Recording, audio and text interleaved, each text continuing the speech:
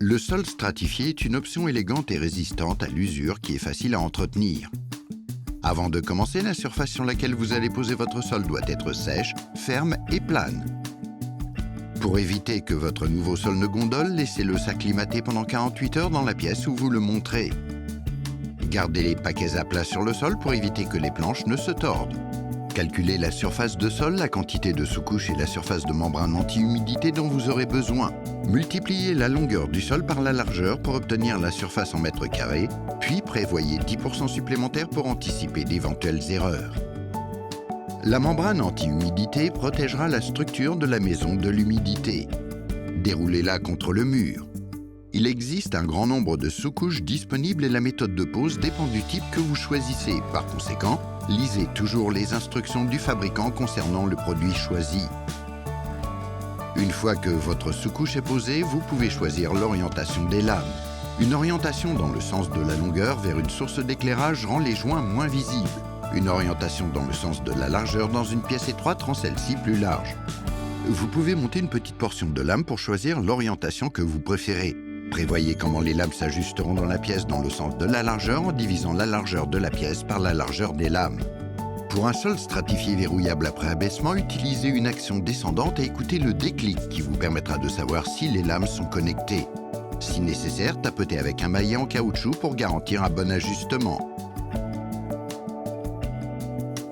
La prochaine étape consiste à couper et à poser vos lames. Pour une petite pièce, vous pouvez utiliser une scie à panneau pour couper les lames. Si vous posez un sol dans une pièce plus grande, une scie à onglet permettra d'accélérer les choses. Essayez d'effectuer votre découpe dans une autre pièce ou à l'extérieur si le temps est sec. Cela empêche la poussière et les débris de se poser sur votre sous-plancher ou sur votre sous-couche.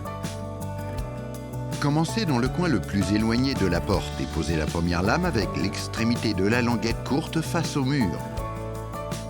Insérez les cales de dilatation contre l'extrémité de la lame à des intervalles réguliers dans le sens de la longueur, y compris au point de contact avec la lame suivante. Les cales de dilatation doivent également être utilisées autour des fixations sur lesquelles les lames seront montées, car elles permettent au sol de se dilater et de se contracter en fonction des variations de température et d'humidité. Posez l'extrémité de la lame suivante en plaçant sa languette courte dans la languette longue de la première lame à un angle de 30 degrés. L'abaissement de la lame permet de la verrouiller en place. Pour un sol stratifié verrouillable après abaissement, utilisez une action descendante et écoutez le déclic qui vous permettra de savoir si les lames sont connectées. Si nécessaire, tapotez avec un maillet en caoutchouc pour garantir un bon ajustement. Continuez jusqu'au bout de la rangée. Pour mesurer la dernière lame de la rangée pour la découpe, tournez-la de 180 degrés, posez-la à côté de la précédente avec une cale de dilatation contre les plinthes ou le mur. À l'aide d'une équerre combinée et d'un crayon, tracez une ligne sur la lame à couper dans l'alignement de l'extrémité de la précédente.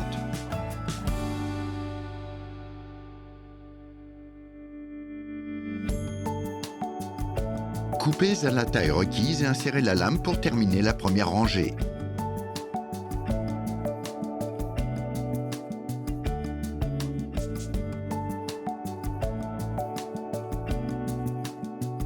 Si la chute est supérieure à 300 mm, elle peut être utilisée pour commencer la rangée suivante.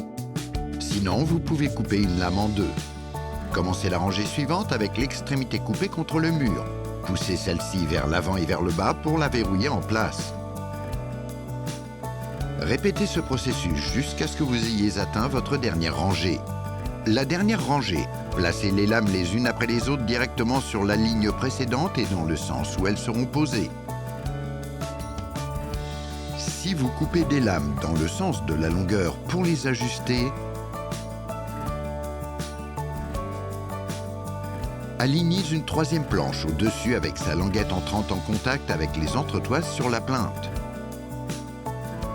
Utilisez le bord de cette lame comme règle pour marquer la ligne de coupe à l'aide d'un crayon sur le dessous de la lame.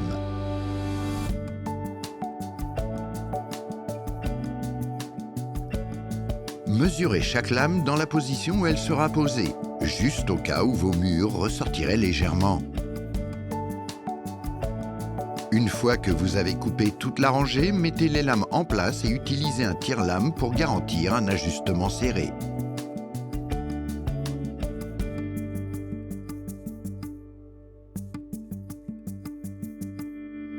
Une fois que vos lames sont toutes posées, vous pouvez finir les bords du sol avec un profilé de finition et poser les barres de seuil.